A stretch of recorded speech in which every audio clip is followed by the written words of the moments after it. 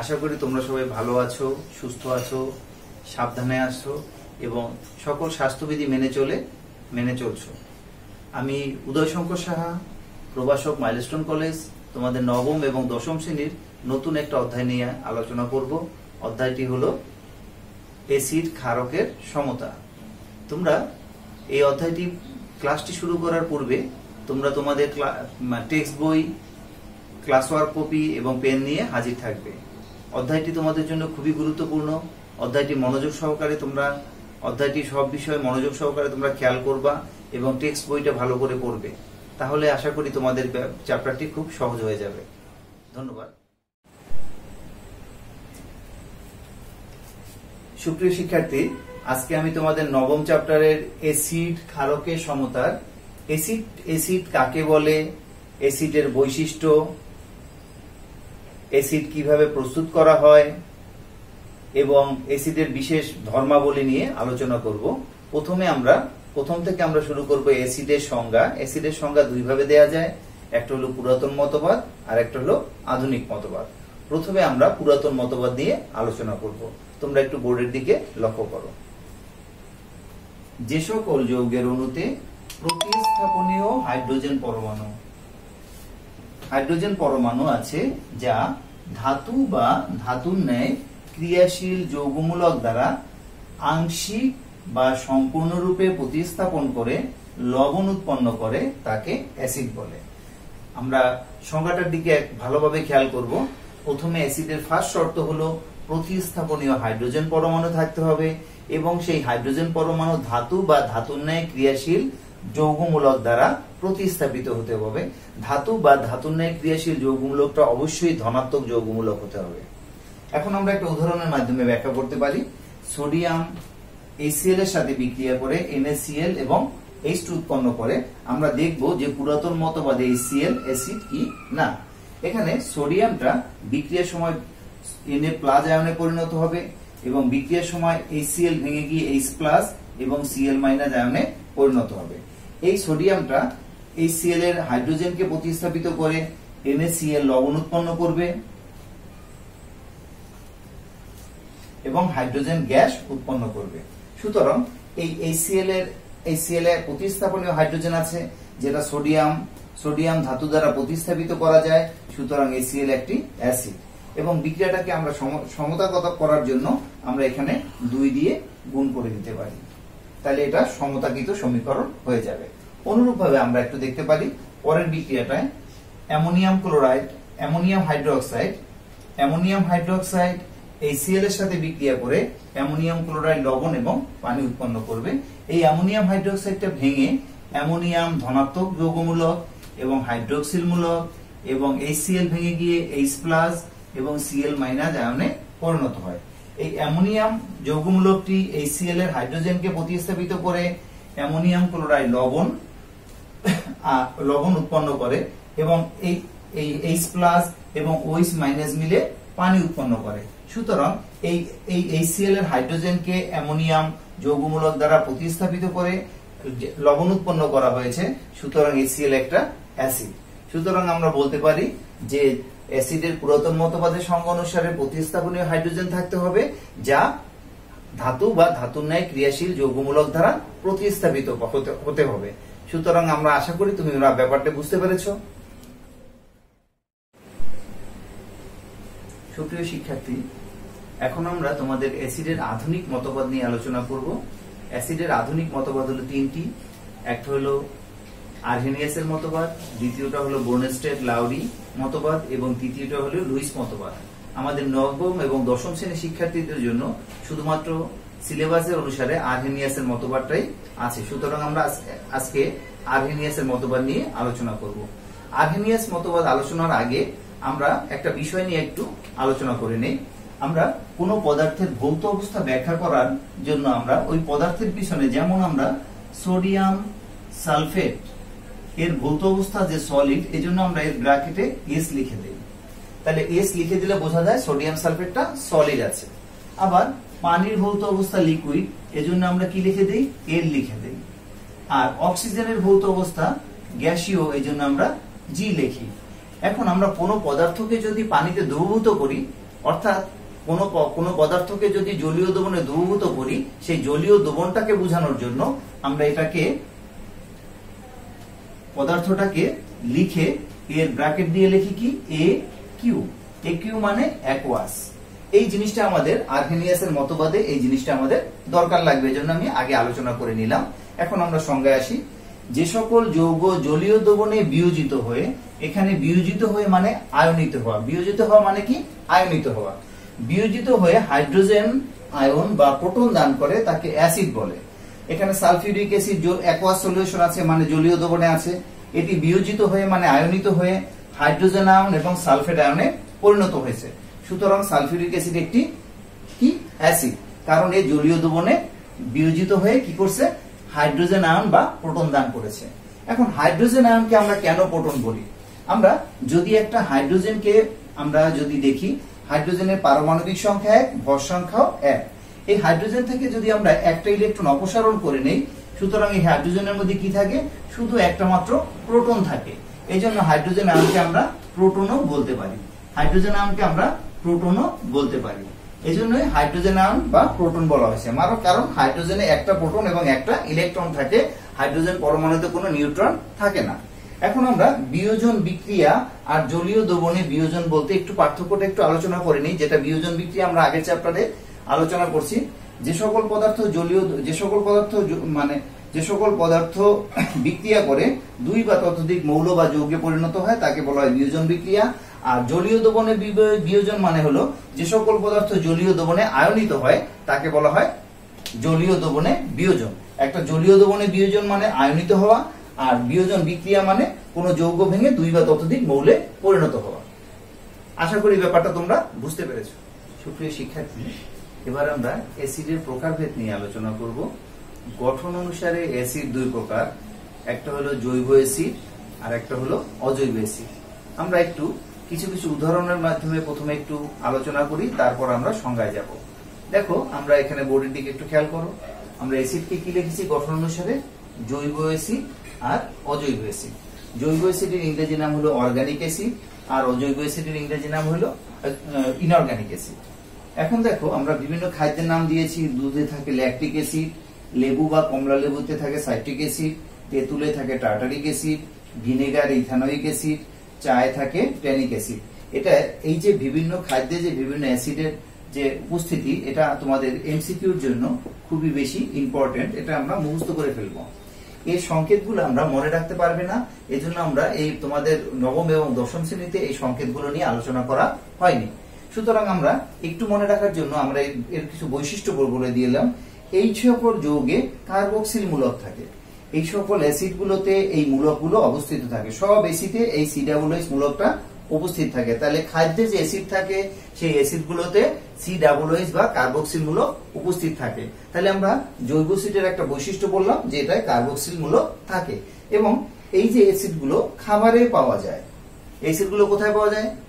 খাবারে পাওয়া যায়। আর যেহেতু খাবারে পাওয়া যায়, তোমরা ধরেই নিতে পারো এই অ্যাসিডগুলো দুর্বল অ্যাসিড। দুর্বল না হলে আমরা এটা খেতে পারতাম না। সুতরাং জৈব অ্যাসিডের আমরা বৈশিষ্ট্য বললাম কি, কার্বক্সিল মূলক থাকে, তারপরে এটি খাবারে পাওয়া যায় এবং এটি অপেক্ষাকৃত দুর্বল অ্যাসিড। তাহলে তো আমরা এগুলো খেতে পারতাম না। এরপরে আমরা গেলাম অর্গানিক অজৈব অ্যাসিড বা ইনঅর্গানিক অ্যাসিড। যেমন এটাকে হাইড্রোক্লোরিক অ্যাসিড, HCl, এই সংকেতগুলো তোমরা অবশ্যই মুখস্থ করে ফেলবে। Nitric acid HNO3, sulphuric acid H2SO4, carbonic acid H2CO3।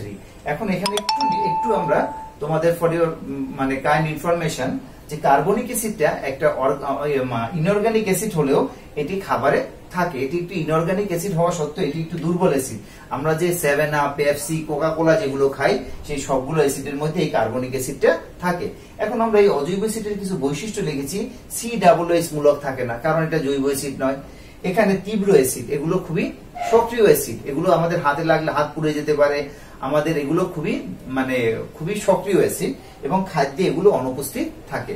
সুতরাং আমরা এই বোর্ড অনুসারে বলতে পারি জৈব অ্যাসিড এবং অজৈব অ্যাসিডের উদাহরণ সহ আমরা কিছু উদাহরণের মাধ্যমে এটা আমরা বুঝতে পারলাম। এখন আমরা জৈব এবং অজৈব অ্যাসিডের সংজ্ঞায় যাব।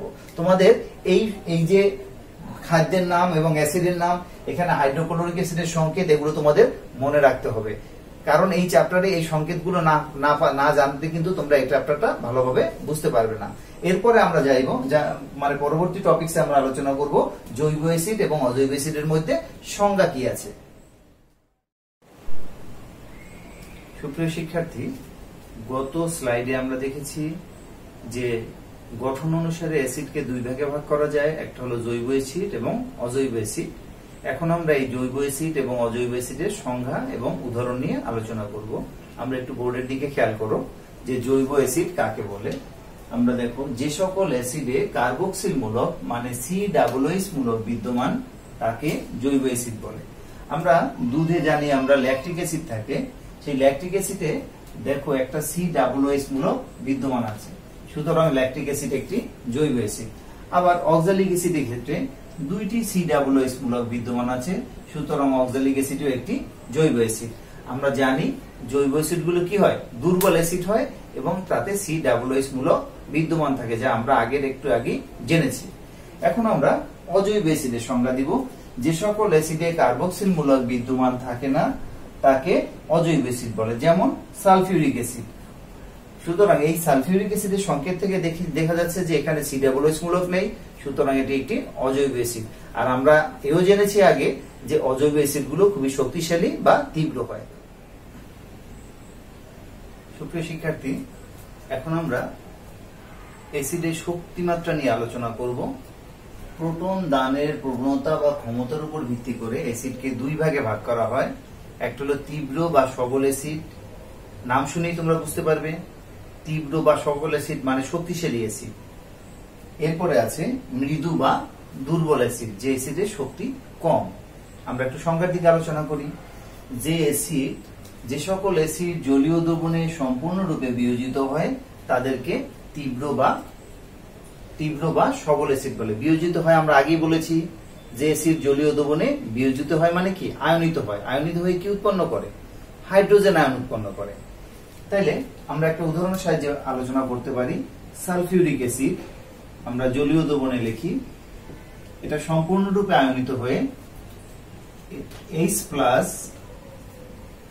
এবং সালফেট আয়ন উৎপন্ন করেছে। সুতরাং এই সালফিউরিক অ্যাসিডটা এখানে যতগুলো হাইড্রোজেন আছে সবগুলোই বিয়োজিত হয়ে H+ আয়নে পরিণত হয়েছে। সুতরাং সালফিউরিক অ্যাসিড একটি তীব্র অ্যাসিড। আবার এর উল্টাটা হলো মৃদু বা দুর্বল অ্যাসিড। যে সকল অ্যাসিড জলীয় দ্রবণে আংশিক বিয়োজিত হয় তাদেরকে মৃদু বা দুর্বল অ্যাসিড বলে। আমরা মৃদু অ্যাসিড গুলো আমরা মনে রাখবো যে তীব্র অ্যাসিড গুলো সাধারণত সকল অজৈব অ্যাসিড গুলো তীব্র অ্যাসিড হয় এবং সকল জৈব অ্যাসিড গুলো দুর্বল অ্যাসিড হয়।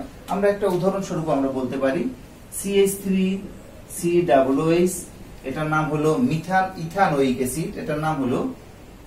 এটা হলো ইথানোয়িক অ্যাসিড CH3COOH। এটা ভেঙে CH3COO- জলীয় দ্রবণ প্লাস H+, এটাও জলীয় দ্রবণ লিখতে হবে। এখন এটা যেহেতু আংশিক বোঝানোর জন্য এটাকে আমরা উভয় দিকে তীর চিহ্ন দিব। উভয় দিকে তীর চিহ্ন দ্বারা আমরা এটাকে একদিকে তীর চিহ্ন দ্বারা বুঝিয়েছি এটা সম্পূর্ণ বিয়োজিত হয়েছে, আর এটা উভয় দিকে তীর চিহ্ন দ্বারা বুঝিয়েছি এটা কিছু পরিমাণে অবিয়োজিত অবস্থায় রয়েছে। এই অ্যাসিডটার নাম কি, ইথানোয়িক অ্যাসিড। আমরা লিখে নেই ইথানোয়িক অ্যাসিড। অ্যাসিডটা আমরা মাংস সিদ্ধ করার জন্য আমরা যে ভিনেগার ইউজ করি সেই ভিনেগারের একটা উপাদান হলো এই ইথানোয়িক অ্যাসিড। সুতরাং আমরা আবার একটু সংজ্ঞাটা নিয়ে আলোচনা করি। যে অ্যাসিড জলীয় দ্রবণে সম্পূর্ণ। সুপ্রিয় শিক্ষার্থী, আমাদের একটা কমন রোগ হলো পেপটিক আলসার বা গ্যাস্ট্রিক। এই পেপটিক আলসার ও গ্যাস্ট্রিক আমাদের একটা অ্যাসিডের কারণেই হয়ে থাকে। আমরা একটু বোর্ডের দিকে খেয়াল করি। আমাদের পাকস্থলী থেকে অনবরত, পাকস্থলীর পৃষ্ঠদেশ থেকে অনবরত হাইড্রোক্লোরিক অ্যাসিড নির্গত হয় এবং এই পাকস্থলীতে আমরা জানি যে সব খাবার জমা হয়। এই হাইড্রোক্লোরিক অ্যাসিড আমাদের খাবারটাকে হজমে সহায়তা করে। আমরা যদি অনিয়মিতভাবে খাবার খাই বা ফাস্ট ফুড খাই তখন এই হাইড্রোক্লোরিক অ্যাসিড আমাদের প্রচুর পরিমাণে আমাদের এই পাকস্থলী থেকে নির্গত হয়। এই নির্গত হাইড্রোক্লোরিক অ্যাসিড আমাদের এই পাকস্থলীর গায়ে ক্ষতর সৃষ্টি করে। এই ক্ষতর ফলে আমাদের পেটে ব্যথা অনুভব করি এবং এই ক্ষত বেশি পরিমাণ হলে আমরা একে বলি পেপটিক আলসার। সুতরাং আমরা সঠিক সময় এবং ফাস্টফুড পরিহার করতে হবে। সঠিক সময় খাবার খেলে আমরা এই পেপটিক আলসারটা পরিহার করতে পারি। সুতরাং আমরা মনে রাখতে হবে যে পেপটিক আলসারের কারণ এক ধরনের অ্যাসিড, যে অ্যাসিডটার নাম হলো হাইড্রোক্লোরিক অ্যাসিড। এই অ্যাসিডটা কিন্তু আমাদের খুবই উপকারী, কারণ এই অ্যাসিডটা ছাড়া আমাদের কিন্তু খাবার হজম হবে না। কিন্তু আমরা যদি পেটে খাবারই না থাকে, সেই অ্যাসিডটা আমাদের এই পাকস্থলীর গায়ে গিয়ে পাকস্থলীতে ক্ষতের সৃষ্টি করে, যেটাকে আমরা পেপটিক আলসার বলি। আশা করি ব্যাপারটা তোমরা বুঝতে পেরেছো। এখন আমরা আলোচনা করব লঘু অ্যাসিড এবং গাঢ় অ্যাসিড কাকে বলে। যে অ্যাসিডে পানির পরিমাণ বেশি থাকে তাকে বলা হয় লঘু অ্যাসিড, এবং যে অ্যাসিডে পানির পরিমাণ কম থাকে তাকে বলা হয় গাঢ় অ্যাসিড। আমরা পানির পরিমাণ যত বেশি থাকবে অ্যাসিডের শক্তিমাত্রা তত কমে যাবে, অর্থাৎ তাকে লঘু অ্যাসিড বলবো। আর পানির পরিমাণ যত কম থাকবে, অ্যাসিডের পরিমাণ বেশি থাকবে, সেই অ্যাসিডটা তত বেশি গাঢ় বা শক্তিশালী হবে। আশা করি ব্যাপারটা তোমরা বুঝতে পেরেছো। সুপ্রিয় শিক্ষার্থী, এখন আমরা তোমাদের অ্যাসিডের কতিপয় বিশেষ বৈশিষ্ট্য নিয়ে আলোচনা করব। তোমরা একটু বোর্ডের দিকে খেয়াল করো। অ্যাসিড টক স্বাদযুক্ত। অ্যাসিড টক স্বাদযুক্ত এই ব্যাপারটা কিন্তু আমরা জৈব অ্যাসিডের ক্ষেত্রে বিবেচনা করব, কারণ জৈব অ্যাসিড খাদ্যে থাকে সেটা আমরা খেতে পারি, আমরা অজৈব অ্যাসিড খেতে পারি না। অজৈব অ্যাসিড খাওয়ার সাথে সাথে মানুষ কি হবে? মারা যাবে। সুতরাং অজৈব অ্যাসিডের ক্ষেত্রে আমরা এই ব্যাপারটা, এই বৈশিষ্ট্যটা আলোচনা বুঝতে পারবো, কিন্তু জৈব অ্যাসিডের ক্ষেত্রে, কারণ অজৈব অ্যাসিডটা খাওয়া যায় না। এরপরে অ্যাসিড ক্ষয়কারী পদার্থ। আমরা একটি টেস্ট টিউবে যদি একটু সালফিউরিক অ্যাসিড নিয়ে তার মধ্যে একটা লোহার পেরেক রাখি, আস্তে আস্তে লোহার পেরেকটা কি হবে? ক্ষয়প্রাপ্ত হয়ে যাবে। এ থেকে আমরা বুঝতে পারি যে অ্যাসিডের ক্ষয়কারী ধর্ম আছে। এরপরে অ্যাসিড নির্দেশকের বর্ণ পরিবর্তন করে। তোমরা বাসায়, তোমাদের সবার বাসায় টেস্টার আছে, যার থেকে আমরা যে একটা তোমাদের বৈদ্যুতিক তারে কারেন্ট আছে কিনা সেটা আমরা টেস্ট করে থাকি। এটা কি করে? আমরা একটা নির্দেশক যার মাধ্যমে কারেন্ট আছে কিনা আমরা সেটাকে দেখতে পারি। সেরকমই অ্যাসিড একটা নির্দেশক নামে একটা কাগজ আছে, যে কাগজটার মাধ্যমে কোনো দ্রবণ অম্লীয় না ক্ষারীয় সেটা আমরা নির্দেশ করতে পারি। সেটাকে হলো লিটমাস পেপার। এই লিটমাস পেপার দুই রকমের হয়, লাল লিটমাস পেপার এবং নীল লিটমাস পেপার। এই লিটমাস পেপারটায় একটা লিটমাস পেপার আছে নীল লিটমাস। এই লিটমাস পেপারটা কি করে? অ্যাসিডের দ্রবণের মধ্যে লিটমাস পেপার দিলে এটা লাল বর্ণ ধারণ করে। সুতরাং আমরা কি করতে পারি? একটি দ্রবণটা অ্যাসিড কিনা সেখানে নীল লিটমাস পেপার দিলে কি হয়? যদি সেটা লাল হয়ে যায় সেটাকে বুঝবো আমরা অ্যাসিড আছে। আবার সক্রিয় ধাতুর সাথে অ্যাসিডের বিক্রিয়ায় ওই ধাতুর লবণ এবং হাইড্রোজেন গ্যাস উৎপন্ন করে। আমরা বিক্রিয়াটা একটু খেয়াল করি। এখানে ম্যাগনেসিয়াম একটা সক্রিয় ধাতু, এটা অ্যাসিডের সাথে বিক্রিয়া করে কি করছে? ম্যাগনেসিয়াম ক্লোরাইড লবণ এবং হাইড্রোজেন গ্যাস উৎপন্ন করেছে। বিক্রিয়াটা কিভাবে হয় আমরা একটু দেখি। ম্যাগনেসিয়াম বিক্রিয়ার সময় ম্যাগনেসিয়াম 2+ আয়নে পরিণত হয়, আর হাইড্রোজেন ভেঙে H+ এবং ক্লোরিন আয়নে পরিণত হয়।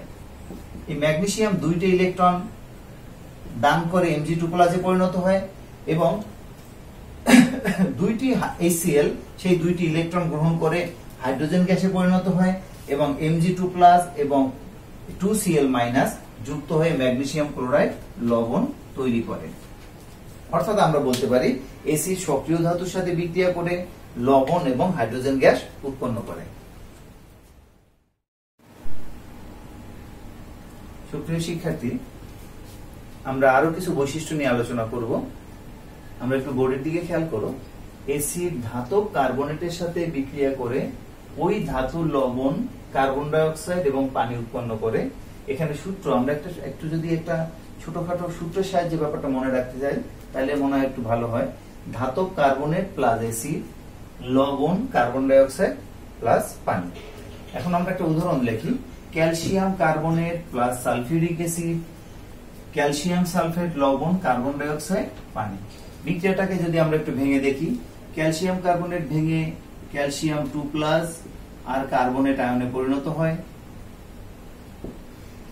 আবার সালফিউরিক অ্যাসিড ভেঙে 2H+ আর SO4 2- আয়নে পরিণত হয়। এই ক্যালসিয়াম 2+ আর SO4 2- এর উভয়ের যোজনী 2, এই দুইটা মিলে ক্যালসিয়াম সালফেট লবণে পরিণত হয়েছে। আর হাইড্রোজেন এবং কার্বনেট মিলে কার্বনিক অ্যাসিড তৈরি হওয়ার কথা, H2CO3 অ্যাসিড তৈরি হওয়ার কথা, কিন্তু H2CO3 অ্যাসিড তৈরি না হয়ে এটি ভেঙে গিয়ে কার্বন ডাই অক্সাইড এবং পানি উৎপন্ন হয়েছে। আশা করি তোমরা ব্যাপারটা একটু আবার খেয়াল করো যে ক্যালসিয়াম কার্বনেটে ভেঙে গিয়ে ক্যালসিয়াম 2+ আয়ন এবং কার্বনেট আয়নে পরিণত হয়েছে, এবং সালফিউরিক অ্যাসিড ভেঙে হাইড্রোজেন আয়ন এবং সালফেট আয়নে পরিণত হয়েছে। আমরা সূত্র অনুসারে যে অ্যাসিড ধাতব কার্বনেটের সাথে বিক্রিয়া করে ওই ধাতুর লবণ, মানে ক্যালসিয়াম ধাতুর লবণ, এই ক্যালসিয়ামের সাথে কে যুক্ত হতে পারে? সালফেট। সুতরাং এই ক্যালসিয়াম এবং সালফেট মিলে ক্যালসিয়াম সালফেট লবণ, এবং হাইড্রোজেন এবং কার্বনেট মিলে কার্বনিক অ্যাসিড তৈরি হওয়ার কথা, কিন্তু এই কার্বনিক অ্যাসিডটা তৈরি না হয়ে এটি ভেঙে গিয়ে কার্বন ডাই অক্সাইড এবং পানিতে পরিণত হয়েছে। আশা করি ব্যাপারটি তোমরা বুঝতে পেরেছো। আবার আরেকটা বৈশিষ্ট্য হলো অ্যাসিডের, অ্যাসিড ধাতব বাইকার্বনেট। ধাতব বাইকার্বনেট বা হাইড্রোজেন কার্বনেট, বাইকার্বনেট একটি যৌগমূলক যার সংকেত হলো HCO3 এবং যোজনী 1। অ্যাসিড ধাতব বাইকার্বনেটের সাথে বিক্রিয়া করে কার্বন ডাই অক্সাইড, লবণ, কার্বন ডাই অক্সাইড এবং পানি উৎপন্ন করে। আমরা একটা ধাতব বাইকার্বনেট লিখি, এই ক্যালসিয়াম ধাতুর বাইকার্বনেট লিখি, ক্যালসিয়ামের যোজনী 1, ক্যালসিয়ামের যোজনী 2, বাইকার্বনেটের যোজনী 1। সুতরাং ক্যালসিয়ামের যোজনী যাবে বাইকার্বনেটের কাছে, আর বাইকার্বনেটের যোজনী যেহেতু 1, সেটা আমার লেখার দরকার লাগবে না। এটা সালফিউরিক অ্যাসিডের সাথে বিক্রিয়া করে ক্যালসিয়াম সালফেট লবণ এবং কার্বন ডাই অক্সাইড ও পানি উৎপন্ন করেছে।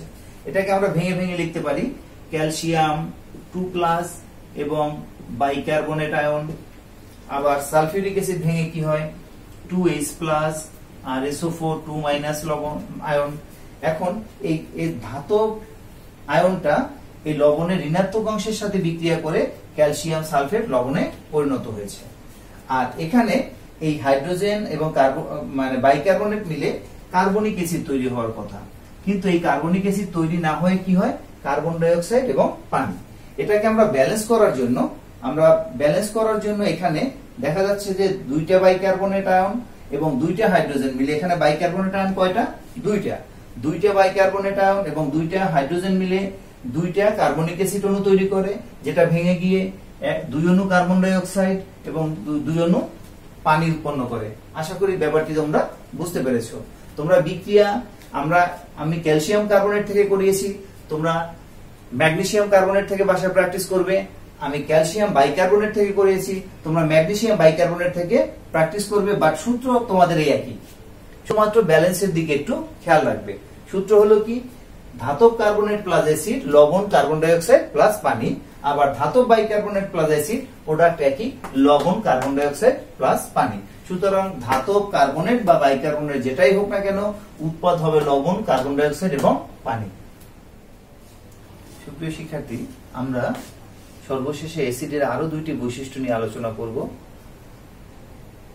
আমরা একটু লক্ষ্য করো, অ্যাসিড ধাতব হাইড্রোক্সাইডের সাথে, ধাতব হাইড্রোক্সাইড মানে ক্ষার, আমরা পরবর্তীতে যখন ক্ষারের সংজ্ঞা যখন আলোচনা করব তখন তোমরা বুঝতে পারবে ধাতব হাইড্রোক্সাইড মানে ক্ষার, এর সাথে বিক্রিয়া করে লবণ ও পানি উৎপন্ন করে।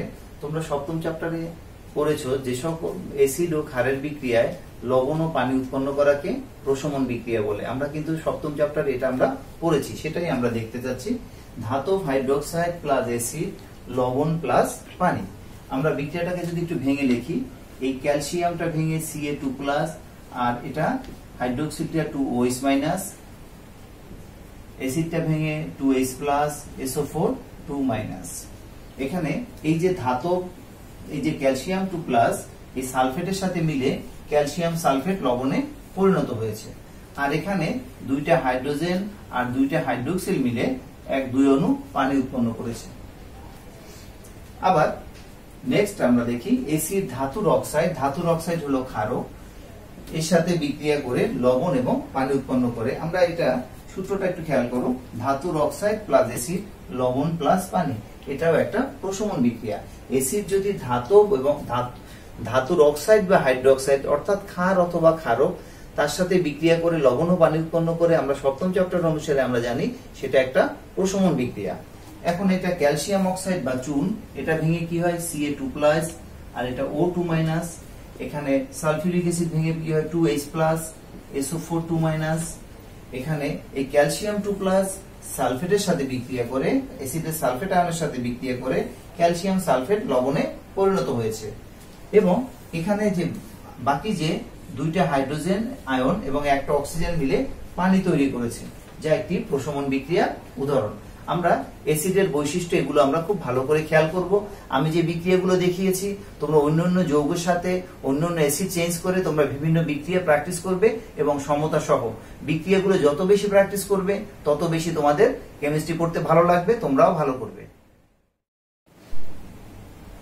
সুপ্রিয় শিক্ষার্থী, আমরা এখন দুইটা কোশ্চেন নিয়ে আলোচনা করব।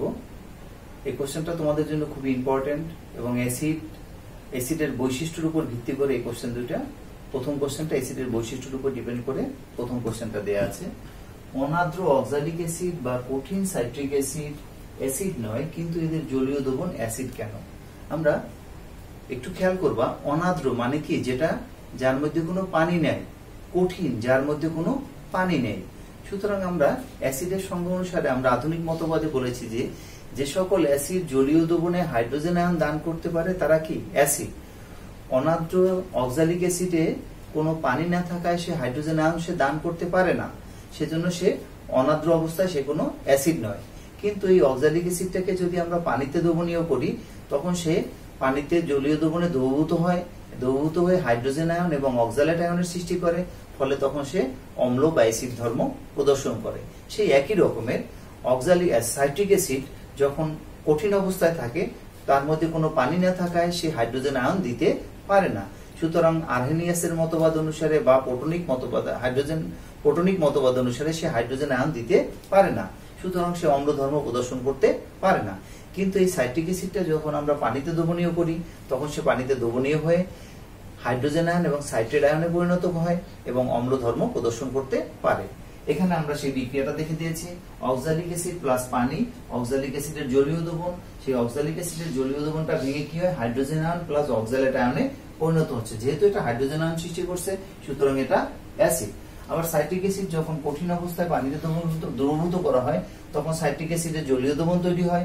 এই সাইট্রিক অ্যাসিডের জলীয় দ্রবণ ভেঙে গিয়ে হাইড্রোজেন আয়ন এবং সাইট্রেট আয়নে পরিণত হয়, সুতরাং সেটি অ্যাসিড ধর্ম প্রদর্শন করে। আরেকটা কোশ্চেন আমরা খুব ইম্পর্টেন্ট, নাইট্রিক অ্যাসিডকে রঙিন বোতলে রাখা হয় কেন? আমরা একটু খেয়াল করব, নাইট্রিক অ্যাসিড খুব শক্তিশালী অ্যাসিড, কারণ এটা অজৈব অ্যাসিড। এখন এই নাইট্রিক অ্যাসিডকে যদি সাদা বোতলের মধ্যে রাখা হয়, এই সাদা বোতলের মধ্যে দিয়ে সূর্যের আলো প্রবেশ করতে পারে। এই সূর্যের আলো প্রবেশ করে এই নাইট্রিক অ্যাসিডটাকে ভেঙে নাইট্রোজেন ডাইঅক্সাইড, পানি এবং জার্মান অক্সিজেনে পরিণত করে। ফলে এখানে যে পরিমাণ নাইট্রিক অ্যাসিড রাখা হয়েছিল তার বিশুদ্ধতা নষ্ট হয়ে যাবে এবং নাইট্রিক অ্যাসিডের সক্রিয়তাটাও কমে যাবে। এই নাইট্রিক অ্যাসিডটাকে যদি রঙিন বোতলে রাখা হয় এর মধ্যে সূর্যের অতিবেগুনি রশ্মি বা ইউভি রশ্মি প্রবেশ করতে পারে না বা প্রতিফলিত হয়ে ফিরে যাবে। যেহেতু এটা ইউভি রশ্মি প্রবেশ করতে পারবে না তখন আর নাইট্রিক অ্যাসিডটা ভেঙে নাইট্রোজেন ডাইঅক্সাইড, পানি এবং অক্সিজেনে পরিণত হতে পারবে না। এই জন্য আমরা ল্যাবরেটরিতে গাঢ় নাইট্রিক অ্যাসিডকে সবসময় আমরা রঙিন বোতলে রাখি, যেন এর মধ্যে সূর্যের আলো প্রবেশ করে এটাকে ভেঙে ভিন্ন যৌগে পরিণত করতে না পারে। আমরা আশা করি তুমি ব্যাপারটা বুঝতে পেরেছো।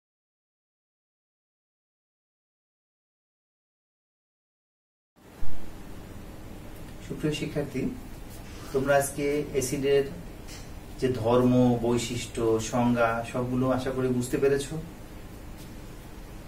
এই আমার আজকে ক্লাসের উপর ভিত্তি করে আজকে তোমাদের হোমওয়ার্ক গুলো তোমাদের বোর্ডে দেওয়া হলো। এই হোমওয়ার্ক গুলো অবশ্যই তোমরা কমপ্লিট করে তোমাদের নিজ নিজ সাবজেক্ট টিচারের কাছে জমা দিবে এবং তোমাদের তোমাদের টেক্সট বইয়ের অ্যাসিড টপিকসটা ভালো করে পড়ে যদি কোশ্চেন থাকে অবশ্যই স্যারের সাথে আলোচনা করে সেই কোশ্চেনের আনসার গুলো জেনে নিবে। আজকের বাড়ির কাজ তোমরা একটু খেয়াল করো যে আমার ক্লাসের পড়ার আলোকেই বাড়ির কাজগুলো দেওয়া হচ্ছে, আশা করি তোমরা সবাই পারবে। অ্যাসিড কাকে বলে, তীব্র অ্যাসিড কাকে বলে, দুর্বল অ্যাসিড কাকে বলে, লঘু অ্যাসিড কাকে বলে। অনুধাবনমূলক কোশ্চেন, নাইট্রিক অ্যাসিডকে রঙিন বোতলে রাখা হয় কেন? কঠিন অক্সালিক অ্যাসিড অ্যাসিড নয় কেন? এবং প্রয়োগমূলক কোশ্চেন, সালফিউরিক অ্যাসিডের অম্ল ধর্ম বিক্রিয়া সহ লেখো। কমপক্ষে এখানে 4টা বিক্রিয়া তোমরা উল্লেখ করবে। আশা করি তোমরা আজকে বাড়ির কাজটা বুঝতে পেরেছো। আশা করি আগামী ক্লাসেও তোমাদের সাথে আমার দেখা হবে। তোমরা ভালো থাকবে, সুস্থ থাকবে এবং হোমওয়ার্কটা স্যারের কাছে অবশ্যই করে জমা দিবে।